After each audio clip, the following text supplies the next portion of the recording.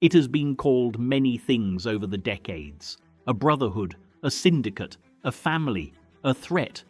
But whatever you choose to name it, one thing is certain: the Hells Angels Motorcycle Club did not appear out of nowhere. It was built, piece by piece, mile by mile, by men who wanted to live outside the rules, yet slowly became one of the most watched, most feared biker organizations on the planet. Tonight, we are not here to glorify them. We are here to study them, their beginnings, their symbols, their expansion, and the long dark shadow their name casts across the history of organized crime. Picture post-World War II America. The war is over, soldiers are coming home. Some return to families, jobs, and quiet lives. Others bring something else back with them: a taste for danger, engines, and brotherhood forged in chaos. On the highways of California, small, rough motorcycle clubs start to appear. Leather jackets, war surplus bikes, men who don't quite fit back into normal life. Some are restless, some are angry, some are simply unable or unwilling to be ordinary again. Somewhere in that world, in 1948, in the hot, dusty sprawl of California, a small motorcycle club is founded. A club that will eventually grow into a global name, whispered in fear, fascination, and controversy. They call themselves the Hells Angels. Exactly which story is the true origin story depends on who you ask. Like any powerful legend, the Hells Angels have collected myths the way their members collect scars. One story says the name came from a wartime bomber squadron, one of the air units whose planes were decorated with fierce nose art and grim nicknames. Another story connects it to an old Hollywood war film about reckless pilots. Others insist it was simply a name suggested by an associate who thought it sounded right. Tough, dramatic, unforgettable. Whatever the reality, the name stuck. And once the name existed, the symbol followed. If you've ever seen a Hells Angel from behind, you know the patch. A leather vest worn like armor. On the back, a large design that means far more than it seems. At the top, a curved banner, what bikers call a rocker, bearing the club's name. In the center, a stylized skull with wings streaming behind it. The death head, their infamous emblem. To one side, the small block letters MC Motorcycle Club. Below, another rocker naming the chapter's territory, city, state, or region. To most people, it's just a logo. To the club, it's a contract. You do not buy that patch online. You do not borrow it. You do not wear it for fun. You earn it. And once it's on your back, it doesn't really belong to you anymore. It belongs to the club. The man who wears it is making a silent promise. I am one of you. I will stand with you. I will not betray you. The Hells Angels will protect their patch in courtrooms, in bar fights, and according to multiple law enforcement officials, in blood. It is trademarked, copyrighted, defended by lawyers, and allegedly by violence. It is not just a design, it is an identity. And that identity, for many years, existed in a strange twilight zone between outlaw glamour and very real criminal behavior. In their early days, the Angels did not resemble a tightly organized international syndicate. Think instead of scattered groups of rough bikers across California, hanging out in bars, riding together, sometimes working, often not. Their image grew in the public imagination long before their criminal empire did. The 1950s helped build the myth. Newspapers loved stories of outlaw bikers roaring into small towns, fights, drinking, arrests. Headlines were dramatic, and the truth often blurred with exaggeration. Hollywood noticed, crime writers noticed, young people noticed. Then came the movies. In 1953, a film about a rebellious motorcycle club hit the big screen. The lead actor rode in a leather jacket, oozing cool defiance. When asked, "What are you rebelling against?" his character famously replied, "What have you got?" That one line burned itself into the culture. Suddenly, rebellious bikers weren't just local troublemakers. They were icons, symbols of pure resistance against boring, conventional life. Many people later assumed movies like that created the Hells Angels. In reality, the club already existed. The Hells Angels were not made by Hollywood, but Hollywood certainly helped make them famous. As the 1950s faded into the 1960s, the club began to change shape. Different biker gangs across California slowly gravitated toward the same name, the same symbol, the same identity. The patch that began on the backs of a few riders started appearing in more cities, more towns. Chapters formed, rules solidified, and a clear structure began to emerge. To outsiders, it might still have looked like a loose fraternity of rowdy bikers. Inside, things were sharpening, leadership evolved, presidents and officers appeared. Meetings, known as church, were held regularly. Disputes were settled, discipline was enforced. Over time, a code emerged, internal rules about loyalty, respect, and what was expected of anyone who dared to wear the death head. And beyond the Harley-Davidsons, the parties and the image, something else was growing: money. Because where there are outlaws, there are often opportunities. The post-war era saw a rising underground market in drugs, weapons, and stolen goods. Law enforcement agencies, journalists, and undercover agents would later claim that the Hells Angels quickly learned how profitable the outlaw life could be when crime was organized, not just chaotic. By the mid-1960s, the club was no longer just a group of wild boys on motorcycles. It was, in the eyes of many investigators, a developing criminal network with its own culture, internal justice, and a code of silence. But for the outside world, especially the media, the Hells Angels were still, mostly, a spectacle. Photographers loved them. Long hair, denim, leather vests, chains, bikes lined up like a row of steel animals. Rock bands wanted them at their shows. Journalists wrote about them as if they were a symbol of pure American rebellion. They looked like the ultimate anti-heroes, tough, untamed, free. That was the surface. Beneath it, the story was much darker. Throughout the 1960s, reports began to appear of assaults, weapons charges, drug cases, and organized violence linked to members wearing the Hells Angels patch. Police raids uncovered guns, narcotics, stolen motorcycles, Nazi paraphernalia, and stacks of mugshots, tying the club to an escalating list of crimes. What outsiders saw as a rebellious lifestyle, authorities increasingly saw as the visible face of a criminal organization. The truth, as always, was complicated. Some members rode, partied, and never became major criminals.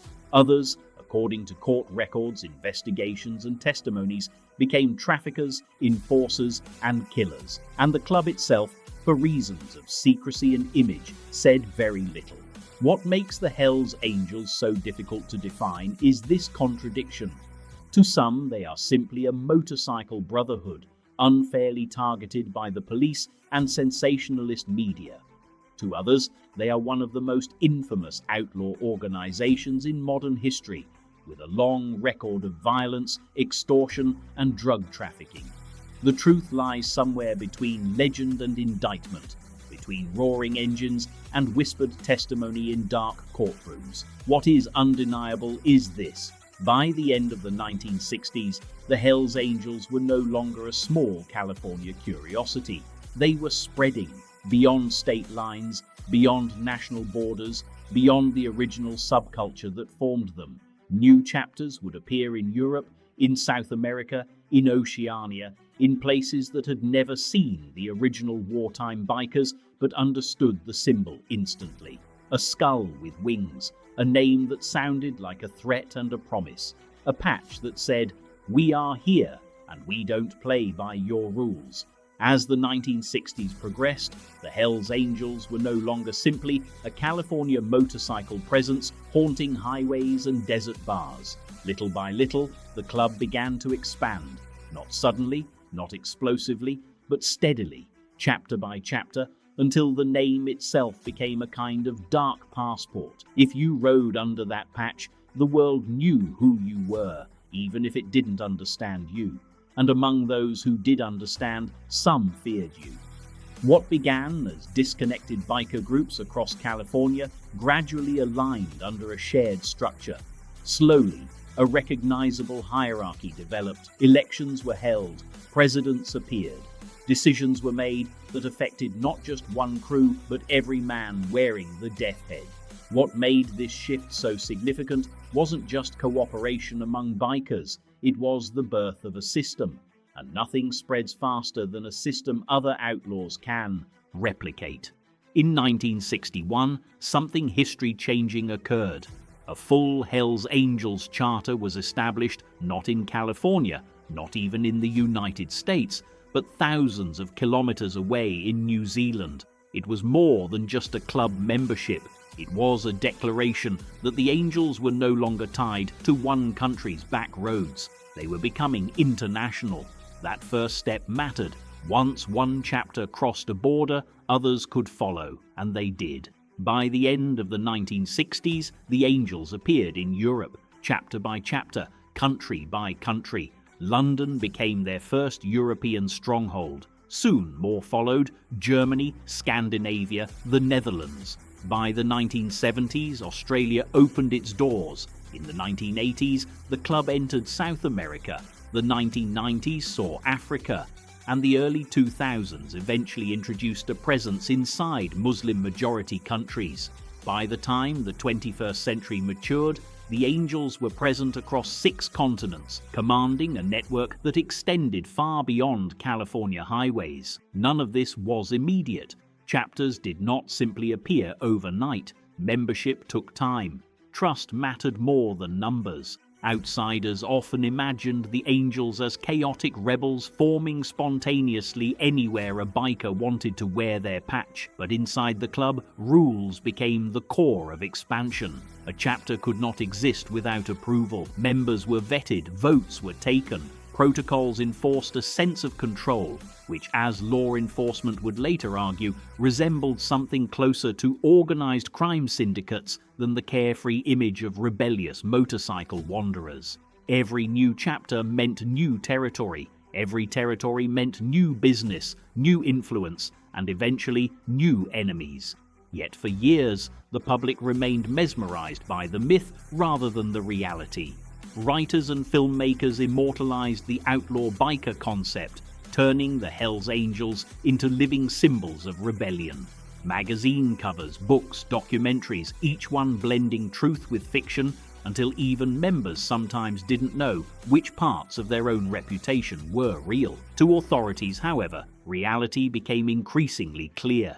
Investigators began to notice patterns. Similar crimes, similar behavior, similar structures in distant chapters. In separate countries, the same emblem appeared connected to similar offenses. Drug trafficking, weapons distribution, extortion, and violent territorial disputes began showing up in international police reports. What might have been dismissed as small California biker trouble decades earlier now appeared to be a coherent network with global reach. But inside the culture of the Angels, their growth had another meaning: identity. To wear the patch in California meant belonging to the largest outlaw motorcycle club in the world. To wear it in London or Melbourne or Johannesburg meant something more, an allegiance that crossed oceans. In many criminal organizations, loyalty ends at the state border. For the Angels, loyalty followed the patch anywhere. This growing identity relied heavily on ritual and symbolism. A man did not become a full member easily. Years of association, probation, and demonstration were required. Prospects cleaned, followed orders, and were tested, sometimes brutally. If they passed, they earned a patch that, according to both former members and undercover agents, could cost them their freedom, their safety, or their life if ever removed without permission. The organization's secrecy only intensified its mystique. Law enforcement repeatedly claimed the Angels operated as an international crime syndicate. Members repeatedly claimed they were just a motorcycle brotherhood unfairly targeted by police and media. Between those two narratives lived a grey zone filled with rumors, trials, undercover stings, and police reports. As the decades unfolded, very little about the club remained simple. What makes their international story remarkable isn't simply that they spread, but how they spread. Most criminal organizations expand through recruitment or by taking territory violently. The Angels expanded because their name inspired fascination. Outsiders wanted to join. Other bikers wanted that patch. Much of the global growth came not from aggression, but from absorption. Existing clubs switched allegiance, adopting the Angels' identity and discarding their own. Sometimes this meant peaceful transitions. Sometimes it led to violent turf wars, but either way, the brand grew. Meanwhile, law enforcement struggled to define exactly what the Angels were. Were they simply criminals? Were they an association? Were they a brotherhood with bad apples? Authorities argued the structure was undeniable. Chapters with presidents, vice presidents, treasurers, sergeants at arms, strict member discipline, internal politics, and severe consequences for betrayal. These weren't the traits of a spontaneous rebel group. To investigators, they resembled a corporate hierarchy, one that existed outside the law. For the Angels, the truth remained club business. Outsiders didn't need to know. Members rarely spoke openly, and those who did were often treated as traitors. Silence became loyalty. Loyalty became survival. Betrayal became danger. By the late 20th century, few biker identities carried the same weight. Wearing the death head in certain neighborhoods or during certain events wasn't just a fashion statement. It was a message, a declaration, sometimes a warning. By the time the world entered the 21st century, the Hells Angels were no longer a curious subculture. They were, by nearly all official measurements, one of the most recognizable outlaw motorcycle organizations in modern history, with an international footprint unlike any other. And yet, even with all that expansion, one lingering question remained. Was the club's identity built on freedom and rebellion, or on crime and intimidation? The answer, depending on who tells, it veers in two opposite directions. Supporters will say the Angels represent loyalty, independence, and brotherhood rejected by mainstream society. Detractors will argue they are a criminal empire exploiting a romantic image to hide drug trafficking, violence, and organized crime. The truth is tangled between the myth and the police files, between roaring Harley-Davidsons and sealed courtroom documents, between what members claim they are and what prosecutors claim they became. But as we move deeper into their history, the darker chapters begin to emerge. Stories not of highways and freedom, but of crimes and consequences. The 1970s changed everything. What began as a scattered motorcycle brotherhood had now become an organization occupying headlines, police reports, and most importantly, the growing attention of federal law enforcement. The romantic image of leather-clad, beer-drinking rebels was being replaced with accusations of drug trafficking, weapons dealing, violent extortion, and sophisticated organized crime. The transformation from subculture to syndicate did not happen overnight, yet the decade is remembered as a turning point when the Hells Angels stopped being a rebellious nuisance and started being treated as a criminal empire. Law enforcement's suspicions didn't come from imagination.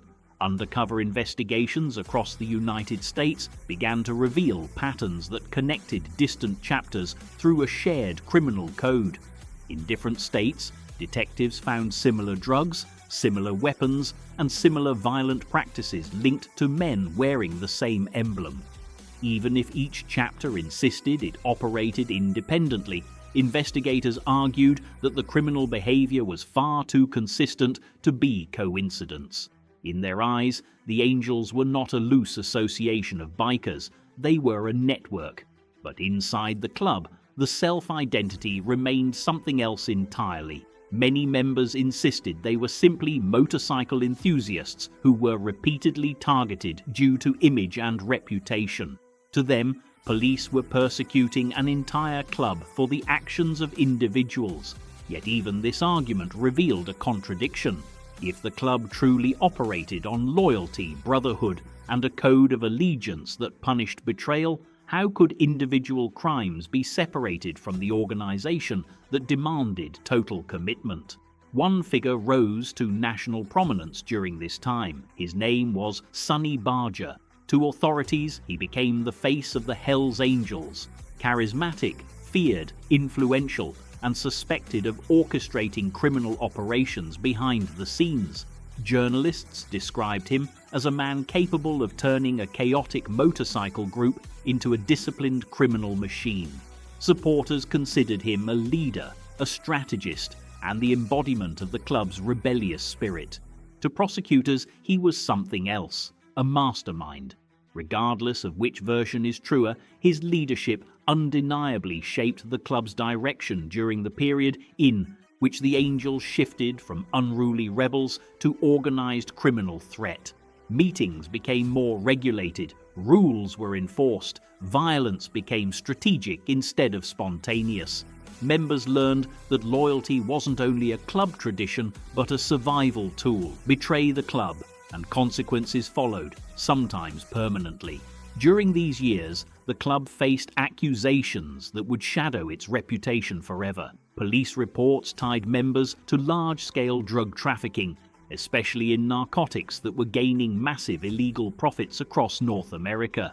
Cannabis and psychedelics became valuable commodities, followed by cocaine and methamphetamine, substances that brought far more money and attracted far more law enforcement pressure. What might have begun as party drugs in the culture of the 1960s evolved into international criminal business in the decade that followed. Law enforcement agencies began dedicating entire units to tracking the Angels. Raids increased, surveillance intensified, undercover operations were launched, yet each time authorities seemed close to dismantling the group, the club survived, adapted, and in some cases expanded further. For every arrest, new members filled the empty space. For every seized shipment, another appeared elsewhere. The network proved resilient.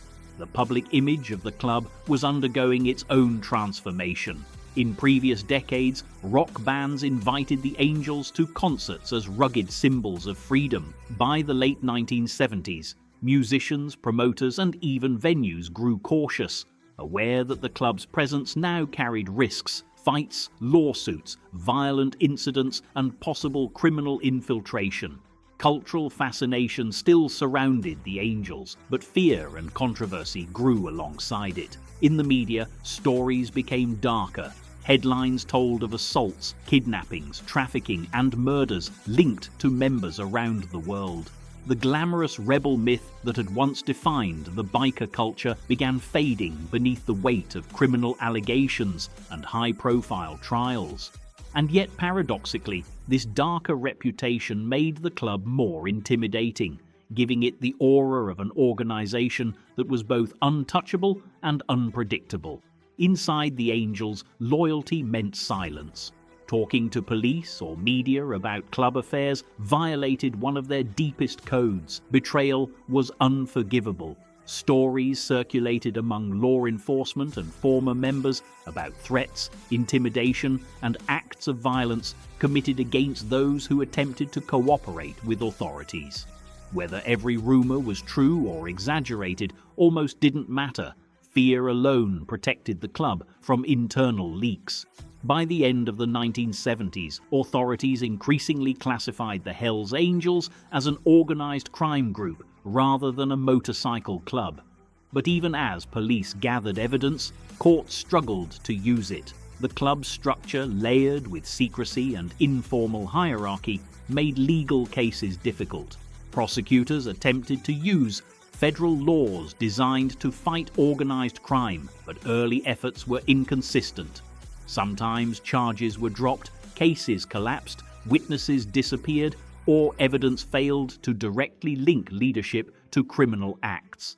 The club's ability to survive prosecution became part of its legend. Despite this, small cracks began to appear within the brotherhood. Members were arrested, imprisoned, and occasionally revealed internal details about the club's operations. Undercover agents infiltrated chapters and reported on criminal activities. Court cases emerged, revealing connections to drug trafficking networks, weapons smuggling, and violent enforcement methods. Each time, the Angels denied being a criminal organization, insisting they were targeted because of prejudice against bikers. Yet to many investigators, the pattern was undeniable. As decades passed, the Hells Angels were no longer judged by their own mythology. They were judged by police files, arrest records, criminal convictions, and testimonies from undercover officers who had risked their lives to enter the club. These officers described a world governed by loyalty, obedience, violence, and a code that demanded silence above all else. The transformation from outlaw motorcycle club to international organized crime syndicate was complete in the eyes of authorities. Yet the Angels themselves refused that label, claiming over and over again that they were being persecuted for being different. That contradiction between identity and accusation became the defining battle of the club's modern history. As the 1980s approached, the stakes would rise even higher. Violence increased, rival gangs emerged, international turf wars intensified, and the consequences of global expansion began to exact a cost inside the club and far beyond it. The 1960s and 70s were remembered as chaotic for many cultural reasons: political protests, Vietnam, shifting American identity. But for the Hells Angels, these decades marked something different, the moment when public fascination collided directly with criminal suspicion. They were no longer just a motorcycle image floating through film posters, rock concerts, or the imagination of rebellious youth. They were now under the microscope of national media and increasingly aggressive law enforcement. And perhaps nothing cemented this shift more dramatically than a single tragic event that unfolded in front of cameras and hundreds of thousands of spectators. During a large outdoor rock festival in California, an incident changed the Angels' reputation forever. Until then, many saw them as unruly but mostly harmless bikers, loud, unpredictable, intimidating, yet strangely welcomed by counterculture groups and musicians. But everything shifted when violence erupted near the stage, resulting in a young man's death in full view of an enormous crowd, and eventually recorded on film. The event became a symbol of a darker side to the club's identity. The world that had once embraced the Angels as exotic outsiders suddenly began questioning whether the organization carried an inherent threat that went far beyond rebellious aesthetics. Coverage exploded. Newspapers, journalists, and television networks dissected every detail, not only of the tragedy, but of the club's history, affiliations, and rumored involvement in drugs and organized crime. Overnight, the Angels went from being cultural rebels to being international news, but this time under a cloud of public fear rather than youthful admiration. The incident became a defining moment, turning cultural fascination into suspicion and transforming the club into a symbol of violence rather than counterculture freedom. Investigators across multiple states and later across international borders used the momentum of public outrage to launch more thorough operations against the club. Surveillance units tracked movements. Undercover detectives attempted infiltration. Prosecutors gathered evidence. Even when criminal cases collapsed or charges failed to connect leadership directly to violent acts, the sheer visibility of the Angels' name in police reports became inescapable. The Death Head emblem was now linked not only to motorcycles and leather jackets, but also to brutality and organized crime. Yet despite the heightened scrutiny, membership continued to grow. Young men drawn to danger, identity, and notoriety still sought to join. Members claimed the media exaggerated everything. Authorities claimed the club hid behind its outlaw persona to mask criminal enterprise. Somewhere between those conflicting narratives, the Hells Angels solidified an image more powerful than before, a reputation built on equal parts fear, legend, and accusation.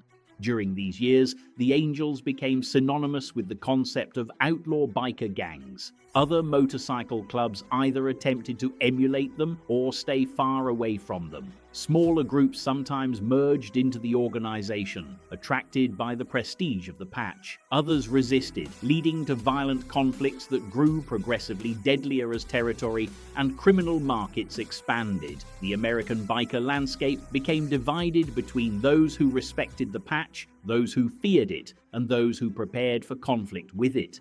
Inside the club, loyalty became more than just tradition. It became a line between survival and danger. Stories circulated of what happened to those who broke the code. Stories passed through police reports, court records, and former members' testimonies. Whether embellished or true, these stories painted a picture of a world where betrayal had irreversible consequences.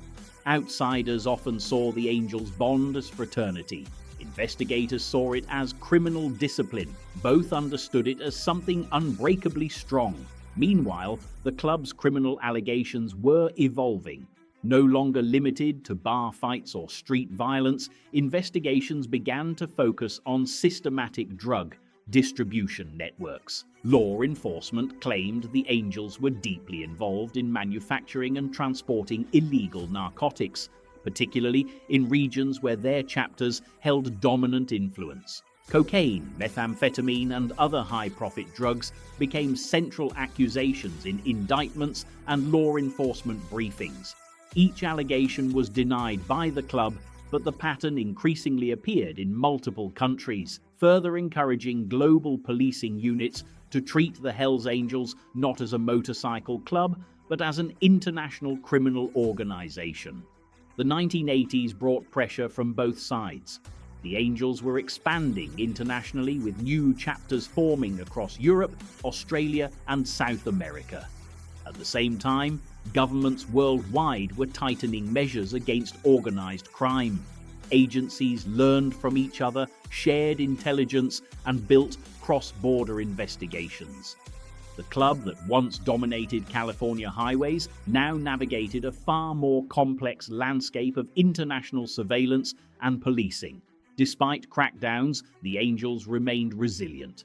Legal victories protected them when evidence was insufficient. Some governments banned chapters, others debated doing so, but the organization continued operating, adapting, and expanding. Even negative publicity sometimes worked in the club's favor, reinforcing their dangerous mystique and attracting new recruits drawn to the forbidden, the feared, and the notorious. As their presence spread, so did the violence associated with their name. Rival motorcycle clubs, competing criminal groups, and internal disputes led to brutal confrontations in multiple countries. By the time global chapters grew into the hundreds, violence was no longer incidental. It became part of the international narrative surrounding the Angels. Each act, whether proven or alleged, strengthened law enforcement resolve and fueled the public portrayal of the club as a powerful criminal force. Yet not all chapters operated identically. Some were more violent, others more commercial, and still others more symbolic than criminal. But in the eyes of investigators, individual differences didn't matter. The emblem connected them, the brand defined them. A shared identity across continents implied a shared organization, regardless of what members argued. By the end of this period, the world had changed.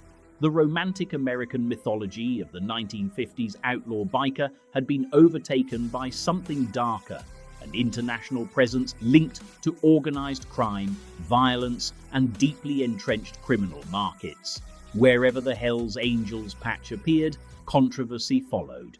And wherever controversy appeared, law enforcement intensified its pursuit. But this was only the beginning. In the chapters that followed, the Angels would confront new rivals, escalate violent conflicts, and become entangled in international criminal wars that would define the next stage of their history, a stage far more chaotic, brutal, and far-reaching than anything in their rebellious past.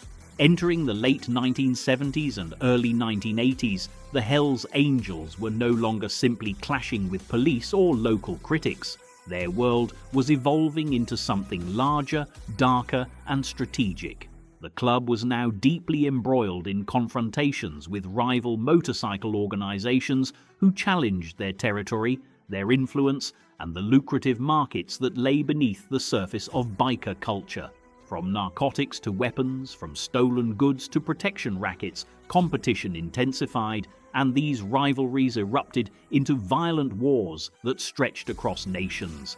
In places like California, New York, Quebec, and later Europe and Australia, the Hells Angels found themselves both aggressively expanding and constantly defending what they claimed as their domain. Territory became a defining issue. Chapters were symbols of dominance, each patch representing not just a social group, but a regional authority. When a rival club attempted to establish itself in a territory the Hells Angels already occupied, the inevitable result was bloodshed. These conflicts often began with intimidation or harassment, but escalated rapidly into shootings, bombings, and assassinations. What outsiders dismissed as biker drama increasingly resembled organized crime warfare. In the American press, terms such as outlaw motorcycle gang began to replace earlier descriptions that painted the club as rebellious misfits. Courts used language similar to what prosecutors reserved for Mafia organizations. And slowly, internationally coordinated police operations began tracking the club's spread. Among the most infamous conflicts was the long-running hostility with the Mongols Motorcycle Club.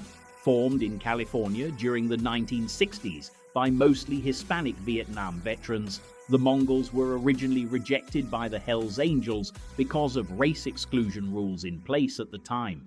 What began as resentment grew into open hostility.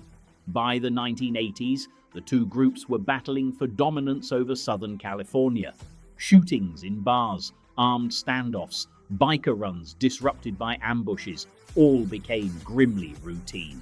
One crime analysis later described the two clubs as locked in a permanent Cold War that periodically exploded into open conflict. Even when periods of calm occurred, the tension never disappeared. Law enforcement units in multiple states monitored both clubs, expecting violence to erupt with little warning. The Hells Angels didn't only face rivals across the United States.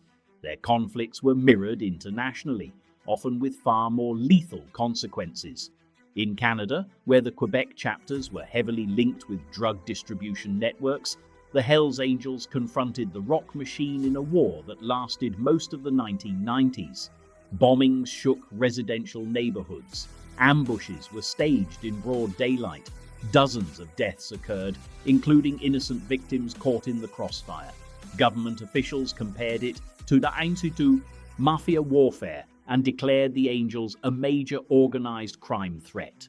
This gang conflict dragged on for years until the rock machine eventually aligned with another international club and later joined the global outlaw biker landscape under a different banner. The damage, however, had already cemented the Angels' reputation in Canada as a violent criminal syndicate rather than a motorcycle brotherhood. Meanwhile, in Europe, the Hells Angels formed alliances with some gangs and battled others. Nordic countries experienced dramatic conflicts between the Angels and rival Scandinavian biker groups. Bombings and shootings occurred across Denmark, Norway and Finland during the so-called Nordic biker wars. European police agencies established joint task forces to track criminal activity linked to biker clubs, particularly narcotics trafficking. The Angels' spread into Europe wasn't simply a cultural export, it was seen as criminal globalization. Their support gear, patches and iconography appeared in major European cities, projecting both identity and threat, depending on who was watching. As violence increased, law enforcement agencies around the world shifted from treating biker clubs as simple criminal nuisances to viewing them as organized crime networks with corporate-style structure. Investigations expanded. Undercover operations attempted to infiltrate chapters.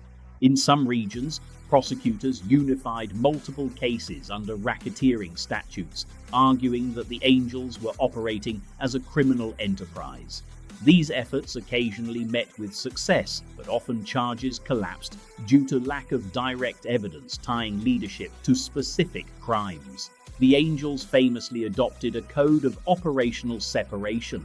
Those who executed violent acts were usually not directly linked to the club's senior figures. Leaders denied involvement, claiming individuals acted on personal initiative. Prosecutors argued such denials were part of sophisticated criminal shielding. The truth, somewhere between the two narratives, remained hidden behind loyalty, silence, and internal secrecy. The club also learned to adapt to the attention. Increased policing forced chapters to become more disciplined, more selective in their membership, and more cautious in public displays of criminal activity. Leadership encouraged members to maintain legitimate occupations and avoid unnecessary police interactions. Outwardly, rallies and charity events served as public relations efforts, showing a brotherhood of riders, not criminals. Internally, however, enforcement of loyalty and discipline intensified. Rules became stricter, consequences more severe. Prospects learned early that the organization demanded absolute obedience. Members who cooperated with law enforcement faced permanent exile or worse. Stories circulated of violent retaliation against informants, and whether exaggerated or accurate, these stories contributed to an atmosphere of fear that discouraged betrayal.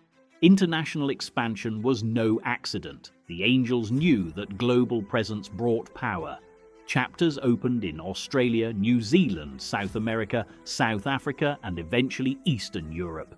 With each new chapter came accusations of criminal infiltration into local drug markets. Authorities claimed that the club used nightlife, bars, and motorcycle stores as fronts. Members insisted these were legitimate businesses and that only individuals, not the club, engaged in illegal acts.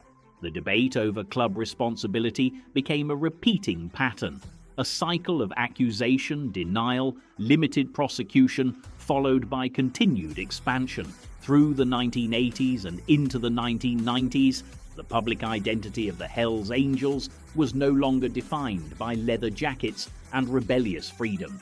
Instead, newspapers chronicled shootouts, indictments, and turf wars.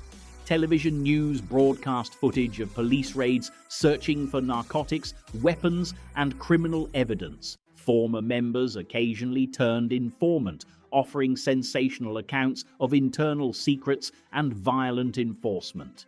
Each testimony reinforced the public assumption that the club wasn't simply a motorcycle community, but an international criminal network operating under the disguise of biker culture. Yet paradoxically, this notoriety strengthened the mythology surrounding the Angels. Young men attracted to danger and outlaw identity continued to seek membership. The club's strict entry process turned acceptance into something exclusive, something earned. The more society condemned them, the more powerful their rebellious identity became. Membership numbers remained relatively small compared to mainstream organizations, but their symbolic power grew beyond anything their founders might have imagined nearly 3 generations earlier. By the time the 20th century neared its end, the Hells Angels existed in a world that was radically different from their humble beginnings in California. They now had hundreds of chapters, international rivals, surveillance from global police networks, and a reputation built from decades of conflict. Their image had evolved into something far more complex, part criminal, part cultural icon, part secret society, and part corporate outlaw brand. And beyond all of this, a new era was approaching, one shaped by modern organized crime, by global trafficking networks, and by a shifting balance of power between outlaw motorcycle clubs and governments determined to limit their reach. The coming decades would test the limits of the club's influence more than ever before. As the Hells Angels expanded across continents, law enforcement agencies recognized that the old approach of arresting individual bikers for street-level crimes was inadequate. The club no longer operated as scattered misfits, but as a structured network with internal rules, international ties, and access to criminal markets. By the late 20th century, police began to shift toward long-term investigations aimed at proving that the organization itself functioned as a criminal enterprise. This transformation in strategy marked the beginning of an era defined by infiltration, surveillance, and undercover operations targeting the club's leadership and infrastructure rather than isolated members. One of the most famous examples of this shift involved undercover agents who spent months, sometimes years, embedding themselves within biker circles, slowly gaining trust and approaching the inner circle. They adopted criminal personas, committed minor offenses as demonstrations of loyalty, and risked retaliation if their covers were exposed. Unlike traditional undercover work focused on drug buys or weapons deals, these infiltrations sought to gather information about hierarchy, decision-making, and the unwritten rules that governed club behavior. Law enforcement hoped to prove that crimes were not individual decisions, but organizational policy, coordinated through chapters and sanctioned by leadership. The most ambitious of these operations unfolded in the early 2000s, when federal investigators in the United States attempted to penetrate chapters by posing as gun runners, debt collectors, and enforcers. These agents allowed themselves to be seen in dangerous company, joined club events, and played the role of criminal associates. They observed internal discipline, learned the unwritten codes, and recorded evidence linking senior members to violent crimes. Yet despite their efforts, prosecutions frequently ran into obstacles. The club's structure, intentionally decentralized, shielded leaders from direct criminal liability. Violent actions were commonly executed by individuals without explicit instructions recorded or traceable, even when undercover agents witnessed brutality or coercion. Proving leadership authorization in court was difficult. As law enforcement intensified its infiltration efforts, the club responded by tightening internal security. Prospects and new associates were scrutinized more than ever, with background checks conducted informally through criminal contacts. Members became cautious about discussing illegal activity around those who had not earned full trust. Clubhouses instituted rules banning recording devices and limiting the presence of outsiders. Suspicion became an inevitable part of club life, and accusations of betrayal could lead to dramatic consequences. Stories circulated of members turned informant who were forced into hiding, and although some of these stories were exaggerated by media sensationalism, the fear of retaliation remained a powerful deterrent to cooperation with authorities. The surveillance battle extended far beyond undercover operations. International police organizations began sharing intelligence, identifying financial networks, and tracking cross-border associations. Europol, Interpol, and national agencies created specialized task forces dedicated to outlaw motorcycle clubs. Reports were compiled on suspected drug trafficking, weapons movement, and money laundering. Airports, shipping ports, and border crossings became points of monitoring. Officers sought patterns, frequent travel to certain regions, business fronts registered under biker associates, unexplained income among senior members, and real estate purchases linked to chapter financing. In some countries, governments sought legal bans on the organization as a whole, arguing that the club's existence threatened public safety. One of the most dramatic efforts occurred in certain European nations, where governments attempted to outlaw the club entirely. In the Netherlands, for example, authorities argued that the Hells Angels represented an ongoing criminal threat and petitioned courts to prohibit chapters from operating. Similar debates emerged in Germany, Denmark, and Australia, where political leaders questioned whether the club's continued presence was compatible with public order. Some regions successfully banned local chapters, others found such bans difficult to enforce. The effort revealed the complexity of confronting an organization that existed simultaneously as a cultural symbol and as a group accused of serious offenses. Meanwhile, media investigations and academic research began to examine the club from sociological and criminological perspectives. Documentaries interviewed former members who described internal rituals, rules, and punishments. Scholars analyzed the club's recruitment process, noting how prospects spent years proving their loyalty. Some researchers argued that the Hells Angels, like other organized crime groups, developed strategies to survive criminal prosecution, decentralization, plausible deniability, and symbolic brotherhood. Others emphasized that many members lived ordinary lives, worked legal jobs, and insisted that criminal accusations were exaggerated by authorities seeking easy targets. Despite the growing attention from researchers and law enforcement, the Angels maintained their internal culture. Meetings, known as church, continued with strict discipline. Members debated club matters, voted on decisions, and enforced codes of conduct. Loyalty remained absolute, and internal hierarchy determined everything from territory rights to the resolution of disputes between members. Violations of loyalty carried severe consequences, ranging from expulsion to violent retaliation. Leaving the club was considered nearly impossible, reinforcing the perception of total commitment required from members. As modern policing expanded, the club also embraced aspects of globalization. Chapters communicated across continents, coordinated events, and built alliances with other outlaw biker groups in regions where they faced common enemies. At the same time, some chapters engaged in bitter rivalries against other clubs, seeking dominance over local markets. Violence erupted repeatedly in bars, festivals, and public spaces, drawing media attention and reinforcing the public image of outlaw criminality. Even peaceful motorcycle rallies became sites of suspicion, monitored closely by police officers anticipating conflict. In response to legal prosecution and public accusations, the club occasionally adopted legal strategies of its own.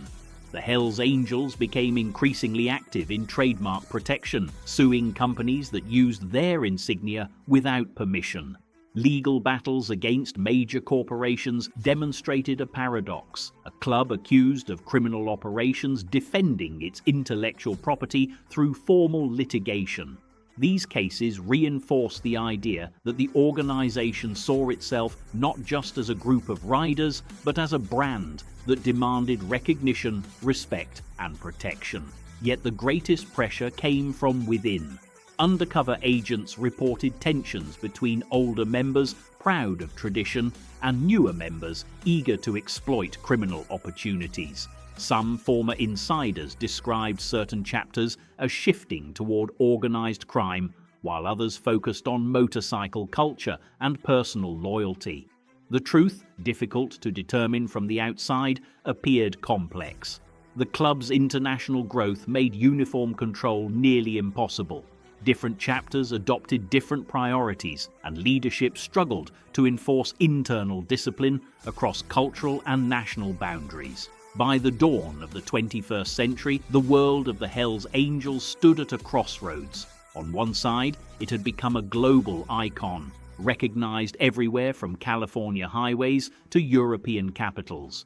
On the other, it was a subject of intense police scrutiny, aggressive surveillance, and legal action. Undercover operations had exposed inner workings but rarely succeeded in dismantling the organization.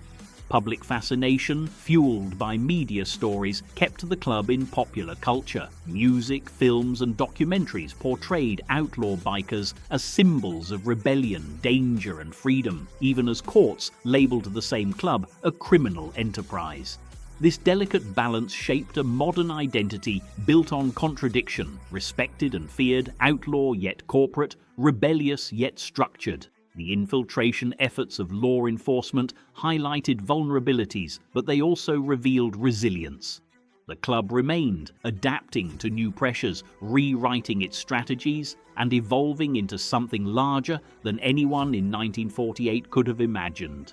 Inside the Hells Angels, loyalty is not just a principle, it is the foundation of existence. Members often describe the club as a lifelong brotherhood, something deeper than ordinary friendship and far beyond casual affiliation. Once someone enters the inner structure, the expectations become absolute. A member does not simply ride motorcycles. He commits to a lifetime identity bound by rules that outsiders rarely witness. The organization cultivates secrecy, fosters strict hierarchy, and builds an emotional environment in which the club replaces traditional family ties, sometimes becoming more important than blood relatives. Those who fall short of this demand, or who challenge internal authority, learn quickly that consequences are inevitable and often unforgiving. From the earliest stages of involvement, new prospects undergo years of observation. This testing period serves multiple purposes. It teaches the values of discipline, obedience, and endurance, but it also gives senior members time to evaluate character and reliability. A prospect may attend meetings, help with mechanical work, participate in events, or perform menial tasks for the chapter. Nothing is given easily. Every patch earned, every step closer to full membership, comes only after patience, loyalty, and willingness to obey without hesitation. This progression reflects an unwritten philosophy. You must prove you are committed enough to remain loyal under pressure, temptation, and conflict. Full membership carries immense symbolic weight. The back patch, the iconic skull and wings, signals identity, territory, and allegiance. The patch also implies responsibility. A patched member carries the burden of the club's reputation, actions, and conflicts. He cannot simply walk away if trouble arises, nor claim innocence if a fellow member faces danger. Members are expected to protect one another, even when doing so risks law enforcement attention or personal harm. These expectations form a psychological bond that, according to many former members, becomes more powerful than ordinary moral obligations. The club asks for total loyalty, and for many, the club becomes a replacement family, offering belonging in exchange for unquestioned devotion. Rules are enforced internally. Decisions are made through chapter meetings, where discussions can be tense, direct, and uncompromising. Internal disputes are resolved through a combination of democratic voting and hierarchy, where respected leaders guide outcomes. Some matters demand unanimous approval, particularly when admitting a new member or taking disciplinary action. The fear of disapproval among peers is significant, as openly challenging authority risks isolation or expulsion. Silence remains the safest position, and obedience becomes a survival strategy inside the group. For outsiders, the internal silence surrounding sensitive matters makes the club hard to decode. Investigators often complain that the Angels maintain a culture of denial. When violence occurs, members insist individuals acted independently.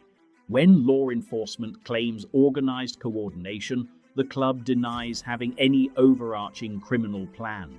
The truth, concealed behind layers of loyalty and coded behavior, remains difficult to verify. But for law enforcement agencies, the secrecy itself becomes evidence of organized structure. The refusal to cooperate, the protection of members under investigation, and the ability to remain united under pressure all reflect a disciplined internal system. The role of women inside the club has historically been complex and controversial. Public perception often imagines biker culture filled with equal partners riding beside men, but accounts suggest a very different reality. Women associated with the club tend not to be members themselves, but partners, companions, or acquaintances. Some former insiders claim women play supporting roles, ensuring domestic stability and offering personal loyalty. Others describe a far more troubling dynamic, one in which women are subordinate to male authority and at times vulnerable to exploitation. Different chapters and different decades tell different stories, making it impossible to generalize. Yet most research indicates that formal power remains almost exclusively male. Despite concerns about violence and criminal accusations, many members insist that the club gives purpose and community. Stories circulate of members helping each other through financial difficulties, illness, or legal trouble. The Brotherhood maintains a charitable image in some communities, hosting events or charity rides intended to demonstrate positive social engagement. These efforts may be genuine expressions of community values, or they may represent attempts to counter the organization's darker reputation. Whatever the motive, the public image remains paradoxical, an outlaw group accused of criminal behavior, yet capable of charitable displays and strong internal cohesion. Inside this carefully guarded world, betrayal is viewed as unforgivable. Members who cooperate with law enforcement face permanent exile, sometimes under threat, whether real or implied. A few high-profile informants over the decades have described living under constant fear after turning against the club.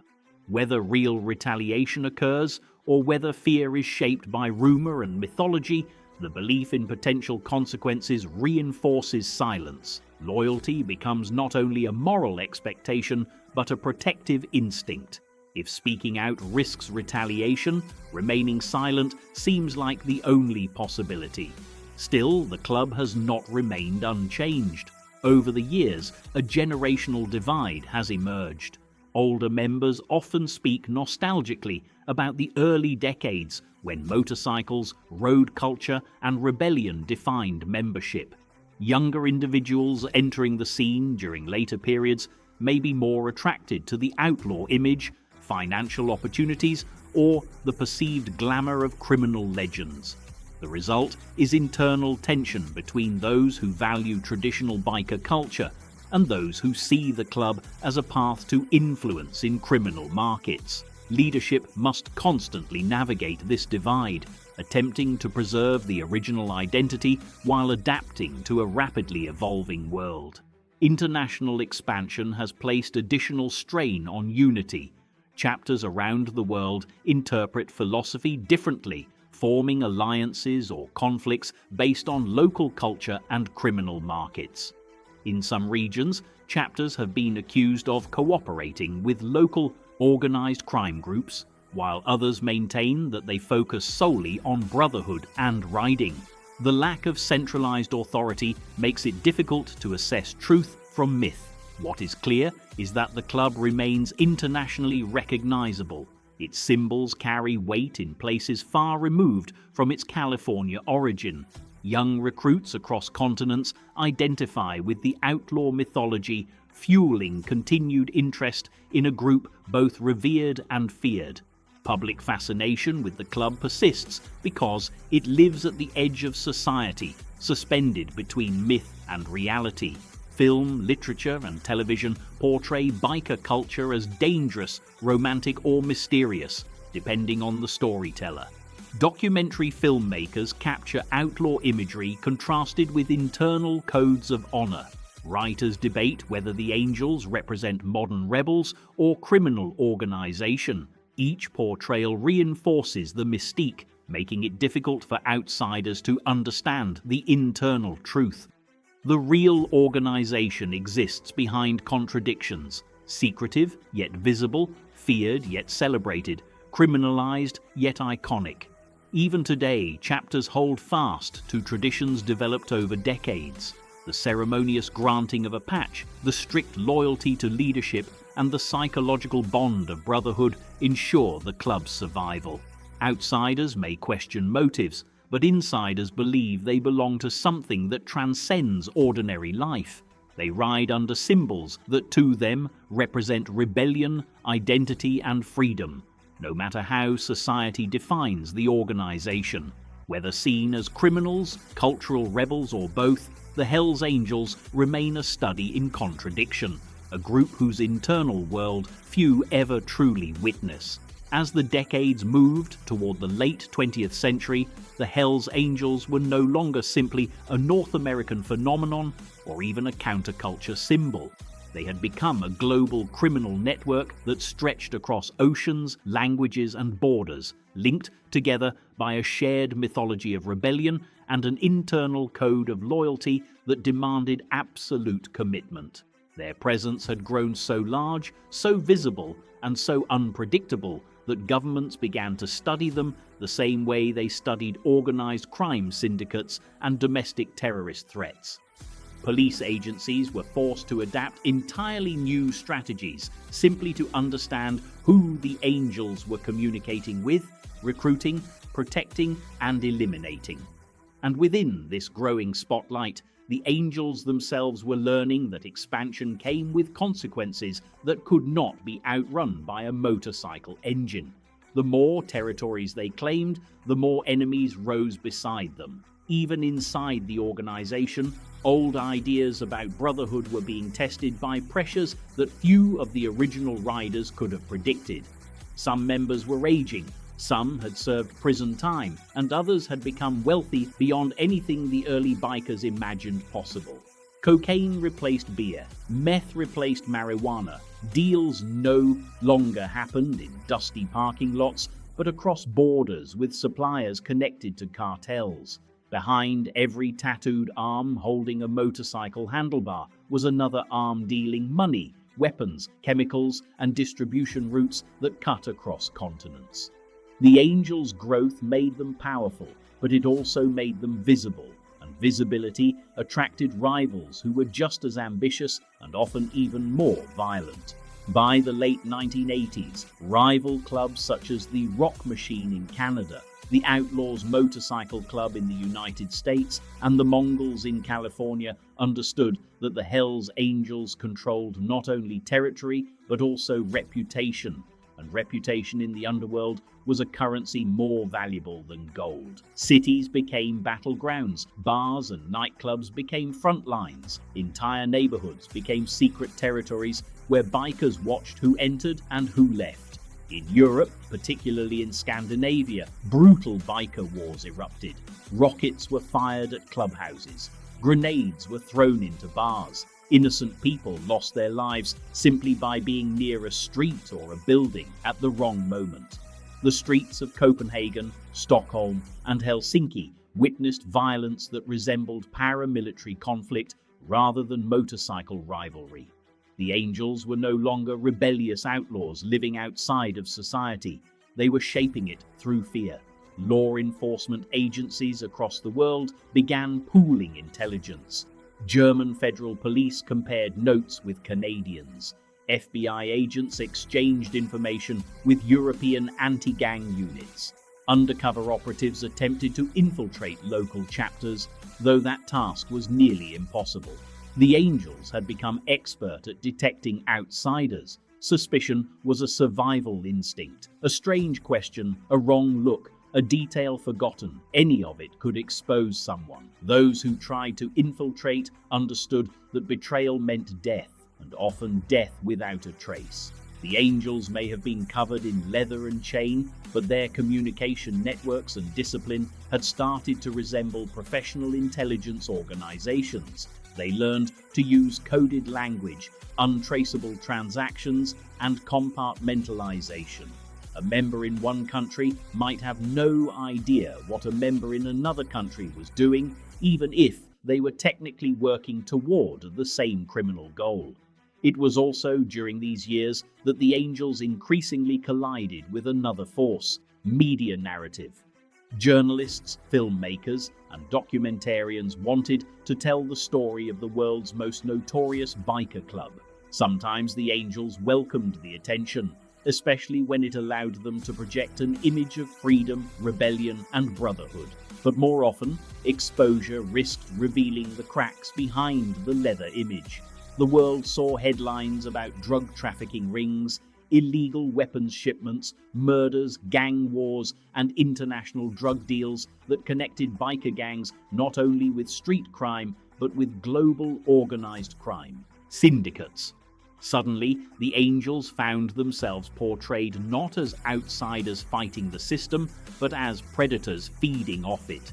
Public opinion, once fascinated by their myth, now saw them through the lens of criminal empires.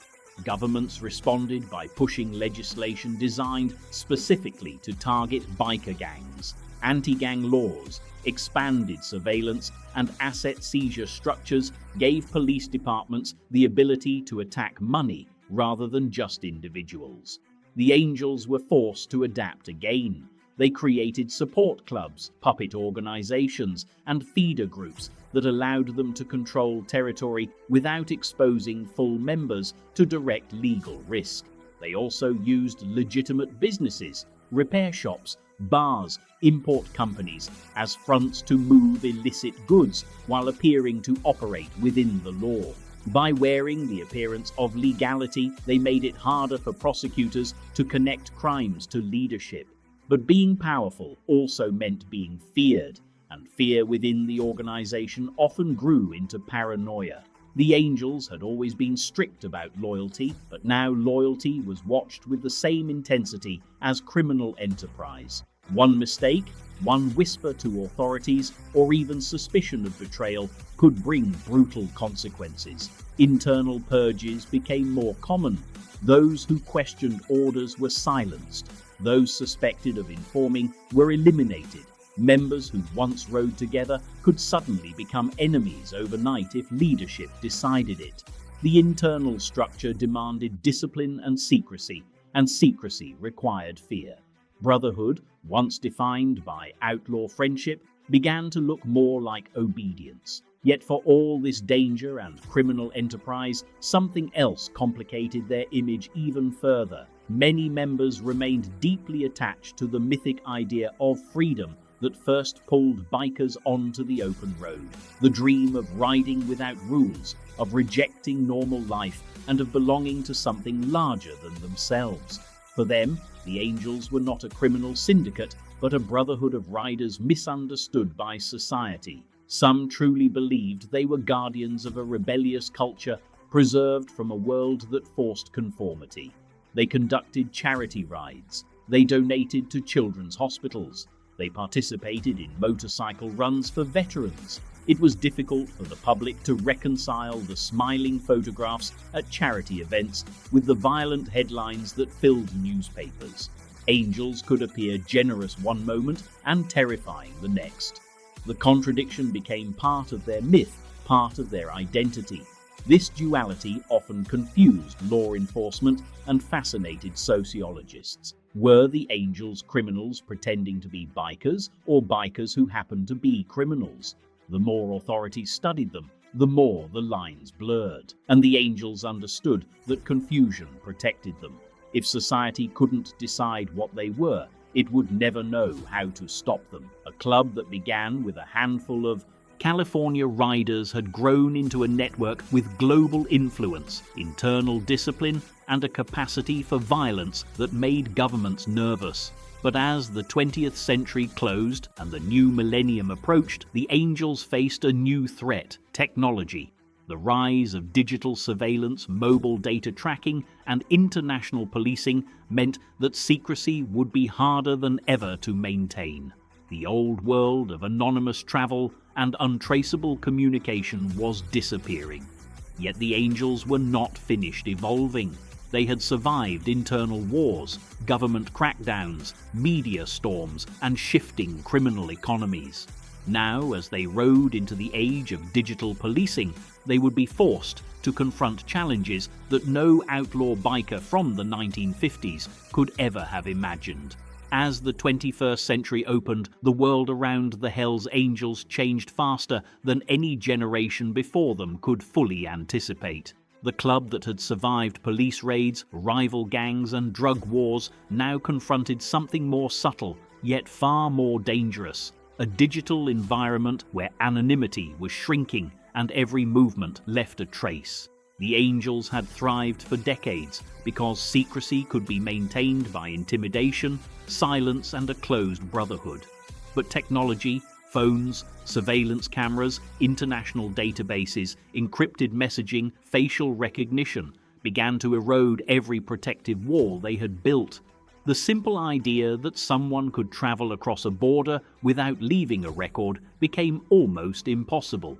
Even cash transactions could be mapped, monitored, and analyzed. Governments didn't just chase individual bikers anymore. They traced entire networks, bank accounts, imports, customs activity, and coded communication.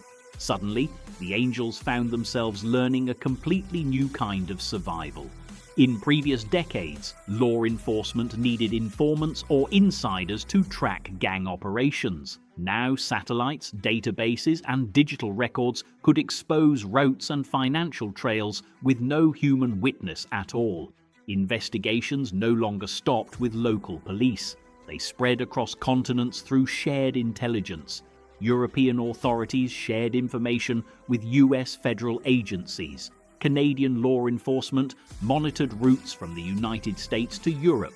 Even countries with little history of biker culture became digital observers, looking for evidence of drugs, weapons, or money moving across their systems. The Angels had to adapt, becoming more sophisticated, more decentralized, and more cautious. Many older members resisted change. They believed the original biker culture should remain untouched, refusing smartphones or modern communication.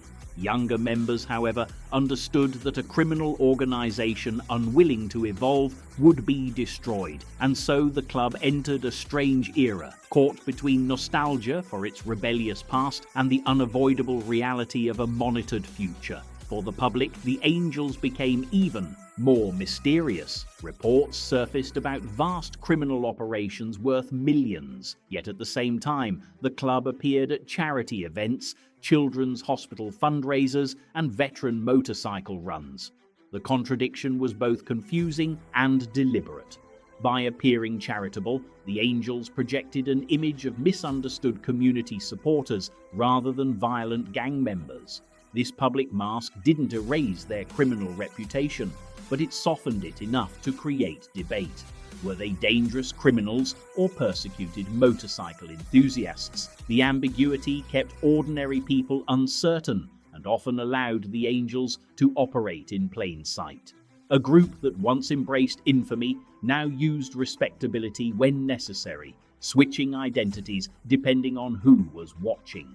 While authorities increased their pressure, rival gangs continued to challenge the Angels' dominance. The Mongols, the Bandidos, the Outlaws, and numerous regional biker clubs fought for territory, drug supply chains, and power. In Europe, several biker wars erupted, some involving military-grade explosives and heavy weapons. Whole city blocks shook from bombings. Innocent bystanders were injured or killed. These conflicts forced governments to take extreme action. Germany, Denmark, and the Netherlands passed aggressive anti-biker laws. Clubhouses were seized and demolished. Patches and logos were banned in public areas. Members were denied entry into certain countries. The Angels responded by becoming more underground, shifting to smaller private gatherings and increasing secrecy around chapter locations. They abandoned predictable meeting patterns and used unmarked communication channels, but even secrecy created tension. Members feared betrayal, not only from outsiders, but from within. Inside the organization, personal loyalty still mattered more than legal consequences. Betrayal was the worst crime a member could commit, worse than murder, worse than drug trafficking. If someone cooperated with authorities, even unintentionally, they were considered dead as a brother long before their physical life was at risk. The organization encouraged silence not through written rules, but through an unspoken understanding. Speak out and disappear. Everyone knew someone who had vanished. Everyone understood the price of disobedience. That fear ensured obedience long after the romantic idea of rebellion was gone. What outsiders saw as biker freedom was inside the club a rigid chain of command. And yet, despite their global criminal reputation, the Angels still attracted new members, not because of money or crime, but because of the fantasy of freedom. Young men still looked at leather jackets and roaring engines and imagined escape from the monotony of everyday life. They imagined belonging to a brotherhood that did not obey society's rules. For many, membership symbolized rebellion in a world that increasingly felt controlled and digital. The irony was that the very digital world they tried to escape also documented every step of their rebellion. The modern outlaw could not outrun cameras or digital trails the way the old bikers could. Law enforcement noticed something else as the 2000s progressed. The original Hell's Angels image was fading. Younger generations were less interested in motorcycles and more drawn to digital lifestyles. While older angels preserved the Harley-Davidson tradition, younger prospects were sometimes more connected to criminal opportunities than biker culture. The club faced a crisis of identity. Was it a motorcycle club that engaged in crime, or a criminal organization that used motorcycles as culture and camouflage? The question was never answered publicly, because admitting either truth would expose the club to legal consequences or cultural collapse. Internally, however, debates occurred. Some members believed the club should return to its motorcycle roots. Others believed the only future was criminal expansion. The conflict shaped the organization from the inside out, redefining what it meant to be a Hell's Angel. By the 2010s, the Angels faced growing legal pressure unlike anything they had seen before. Entire charters were shut down, members were deported, international warrants followed patch holders across oceans, anti-gang databases tracked their movements. Technology saw what human eyes could not. Yet remarkably, despite all this, the Angels endured. They shrank in some regions and expanded in others. They adapted when needed, disappeared when watched too closely, and reappeared when authorities shifted attention. Governments targeted leadership, but leadership changed. Countries banned them, but chapters opened elsewhere. The Angels had become a global hydra. Cut off one head, another appeared somewhere else. Still, they could not stop the slow erosion of their myth. The old romantic notion of tough but loyal bikers riding freely through the open West slowly faded into a darker understanding. The world began to see them not as rebel outsiders, but as violent businessmen wrapped in leather and symbolism. The romantic outlaw image died, replaced by reports of trafficking, extortion, racketeering, and murder. Yet strangely, this only strengthened their mythology for some people. For every person frightened by the Angels, another admired their refusal to surrender to authority. Their very existence became a symbol of defiance, whether righteous or criminal. And so, as the digital age continued, the Hell's Angels remained a contradiction. A club that claimed brotherhood, yet demanded absolute control. A group that claimed freedom while enforcing obedience. A world that promised rebellion but inflicted punishment on disloyalty. They had survived for nearly 8 decades by evolving, hiding, striking, and reinventing. They had become more than a motorcycle club, something bigger, darker, and far more complex. And as the 21st century unfolded, one question remained. What would happen when the last romantic image of the outlaw finally faded, leaving only the criminal empire beneath? By the time the world entered the 2020s, the Hells Angels found themselves facing a reality unlike any era of their past. The organization had survived wars with rival clubs, government crackdowns, federal indictments, undercover infiltrations, and internal betrayals. Yet the greatest threat no longer came from bullets or police raids, but from cultural extinction. The outlaw identity that once electrified young rebels now competed against a digital world that offered 1,000 different ways to escape ordinary life. Freedom no longer required a motorcycle, it required only an internet connection. An entire generation grew up finding rebellion in online communities, not roadside bars, and that subtle shift cut to the heart of what kept the club alive for decades: mystique. Without mystique, a secret brotherhood begins to look like an aging relic of a different time, Still, the Angels refused to disappear quietly. They strengthened international cooperation between chapters, tightened membership requirements, and increasingly focused on legacy. Veterans of the club expressed concern that younger prospects lacked the commitment and loyalty that defined the earlier generations.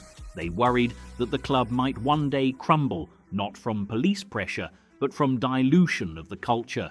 Old members insisted that the club's survival depended on remembering where it came from, a post-war landscape where outcasts found belonging and purpose on the open road.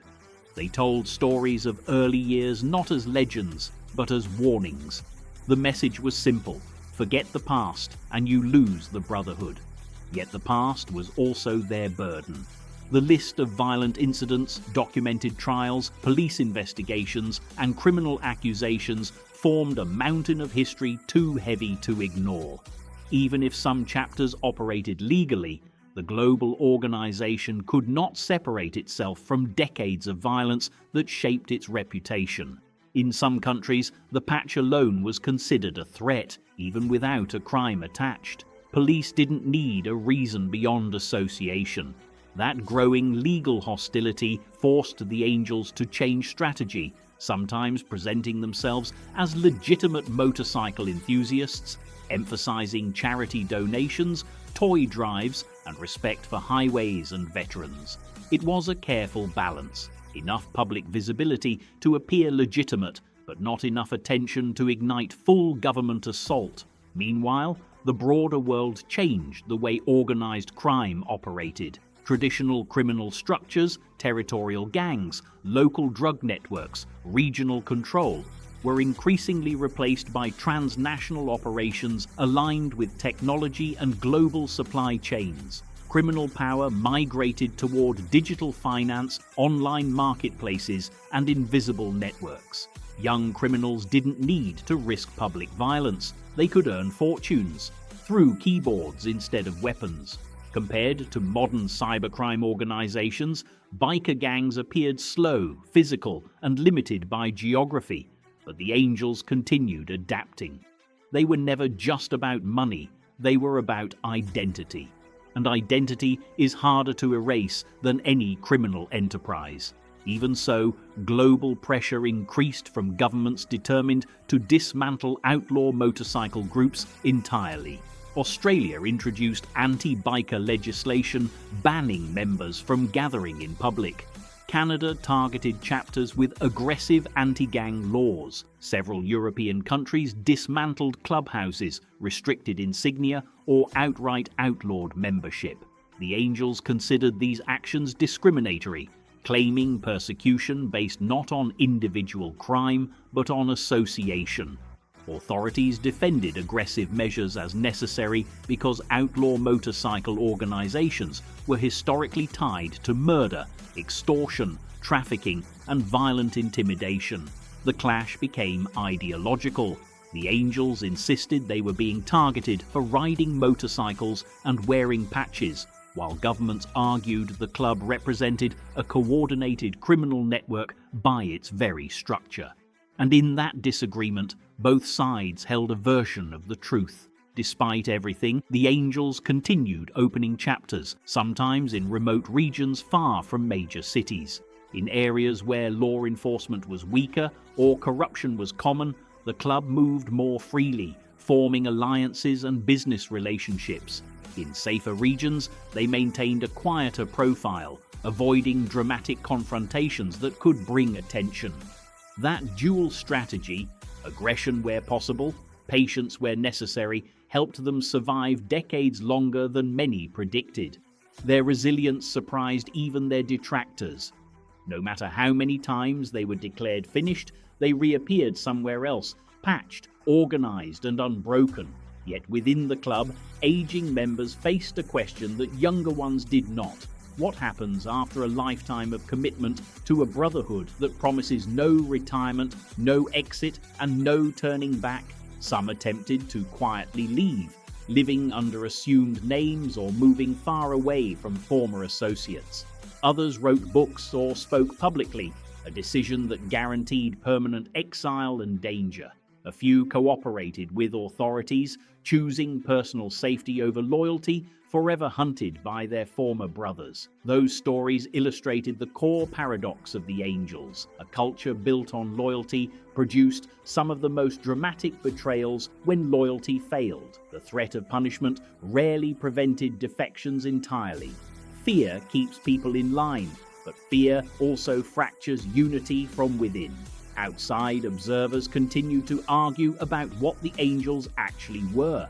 A motorcycle club, a criminal organization, a global brotherhood, a violent cartel. The reality seemed to depend on where you looked and who you asked. Certain chapters focused on bikes, rides, camaraderie, and tradition.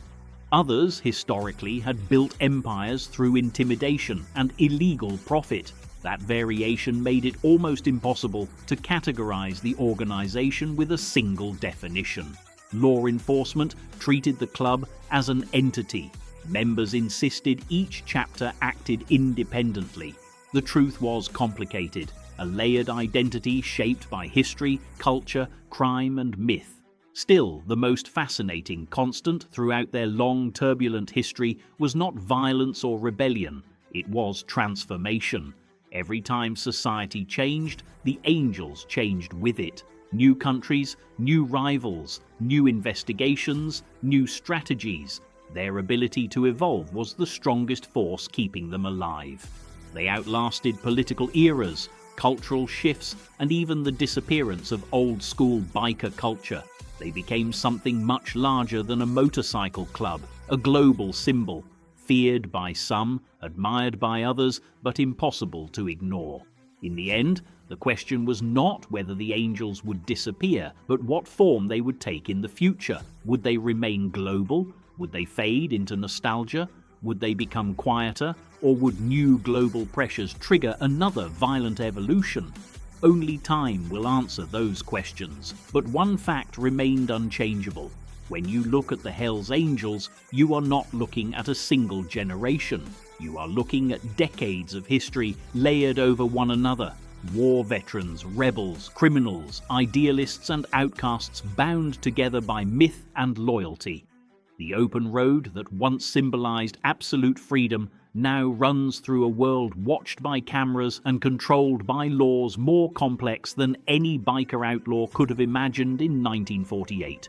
Yet somewhere in the noise of modern life, the sound of engines still echoes across highways. Somewhere, a formation of motorcycles still rides beneath the winged skull. Somewhere, the old outlaw dream survives, even as the world changes around it. And whether seen as criminals, rebels, or something in between, the Hells Angels remain a reminder of a darker shadow running parallel to society. Never fully gone, never fully revealed, and always drifting between legend and reality.